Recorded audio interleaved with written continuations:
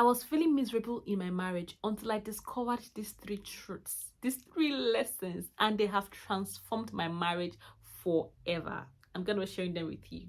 My name is Blessing Ekundayo, and welcome to Purpose Driven Marriage.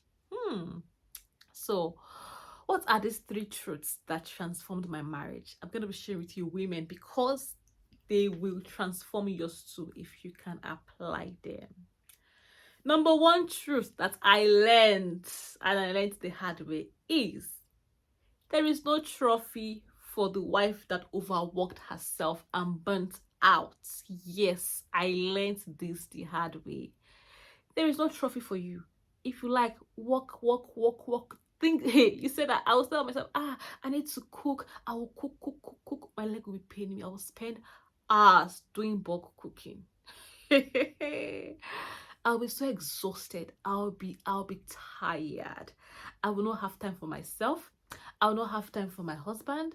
I will not have time for my children. I was telling my husband, I'm exhausted. And the housework does not end. It's from one thing to the next thing to the next thing. And when you have children, it just adds to the mix. I have learned the hard way. See, there is no trophy for the wife that overworked herself and burnt out. Nobody is going to give you a trophy. Not even your husband will give you a trophy for it because you've overworked yourself. They will appreciate you. But you're the one that is left spent. You're the one that is left drained. So, my advice to wives like me is ask for help. Outsource what you can outsource. So let me make it practical as I can. See, if, for example, some things at home are taking your time, like maybe cooking, for example, looking after the kids, the chores in the house, the laundry, everything that you know that is like you are carrying this load and it's too heavy for you, ask your husband for help. Your husband might just be thinking, man, my wife is a superwoman. She's a virtuous woman. Let me tell you something. That's not the definition of a virtuous woman. No. Because that woman that you read in First 1, that was a virtuous woman. That she was able to be a decision maker, an investor, a financial woman, a woman that was doing all those things. She had help. She had people who were working for her. So, my advice to you is find people that can work for you, that can help take the burden off you. You can ask your husband, sweetheart, could you please help me with this and this or this and this? And maybe he cannot help. Maybe he's so busy, he doesn't have time. Can your mother help? Can she come around to support you, to help you? Can his mother come around? Can a sibling help you? Or things like that. If it's not possible, do you have a community around you? Depending on where you live, if you live inside of the world, do you have a community around you that can support you, that can help you? Maybe like church community, people that can be around you to help you. If that is also not possible, can you pay for people to come and help you? For example, can you pay for your house to be cleaned? Maybe once a fortnight, like a thorough cleaning, of your house, so that it takes that pressure off you to always have to do this. Your body is paining you after because you're doing everything.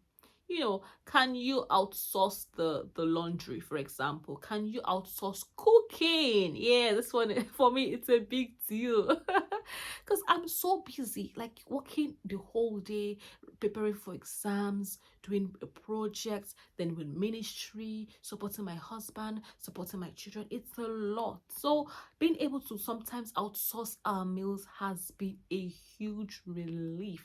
So can you do that? And if you can afford to do that, that will take another burden, another edge off you trying to think about, hey, what are we eating today? Breakfast, lunch. It just takes the burden off you, the load off you. If it feels like a burden. For some people, they love to do it, and that's fine. It's not a bad thing if you love to do it. Yeah, and you have time for it. That's absolutely amazing. But if you're feeling stressed out, with all of these responsibilities, you can outsource them, and then you have time for yourself. You have time for your husband. You can then meet his needs. You can meet his needs in the other room. You have energy. You're not like when I will be shouting, I'm exhausted. I'm exhausted. Your children, you can have time to play with them, encourage them, talk to them. You have time for other things that would bring you joy. So outsource these things. For me, I've learned the hard way, and knowing these truths, and being able to get additional helps and being able to pay for the help has helped my marriage tremendously, has helped my life as a wife tremendously. So I'm enjoying peace now.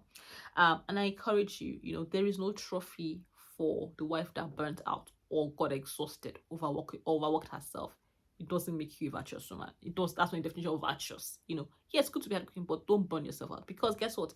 If you end up working so hard and you break down, God forbid you end up, your life, you lose your life as a result of it. Your husband is going to marry another woman. You find another, he'll mourn you for a few weeks, months, but he's going to marry another woman. Okay, so look after yourself, okay, and prioritize yourself. Very important. I've learned that truth. Okay, so I thought I should share. Number 2 is my husband cannot read my mind.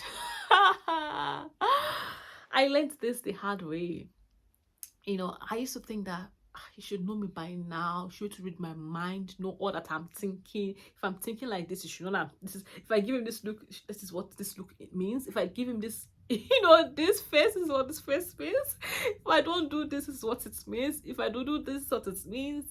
I mean, he's trying, but you're making him work too hard if you're going to do that to your husband. I realized it doesn't help, because at the end of the day, I'm getting upset and angry and unhappy that he's not getting, or he's not reading my my non-verbal communication. It's not okay. It's not fair on him. So if I want something to be done, or if I would like him to do something in a particular way, or I want to communicate something, I've learned to open my mouth. I've learned to speak up and speak out, because me thinking that he should be able to read my mind is diabolical. And then me now getting angry that he's not able to read my mind and interpret the things I have not communicated verbally is also unfair. It's witchcraft. So I have learned to communicate, talk about these things. Babe, I would like that you do this. Babe, I would love that you do that. Babe, I like that you do this. Babe, whatever it is, babe, can we do this better? Can we, rather than just, or ask questions, rather than assume that things are the way they are. Communicate, talk. Our mouth is for speaking. Don't expect your husband to be able to read your mind. Stop trying to make him figure things out through the way you are walking, or the way you are looking, or the way you are behaving. No, open your mouth and talk. Okay, our husbands are not mind readers. You make marriage harder. We make marriage harder when we try to make them to read our minds. No, I've learned this truth, and it's helped my marriage tremendously. Okay, so please communicate, open your mouth and talk. Okay, and when you speak with grace, speak with respect, speak whatever you say it in love. That's what God will have us do. Okay, so that's number 2, the second truth that I have learned in my marriage that has helped transform my marriage. Okay, and the third truth, the final truth I've learned, is I am responsible for my happiness. Oh my goodness. I am responsible for my happiness. If you're a woman, say it with me. I am responsible for my happiness. Yes, your husband is not responsible for your happiness.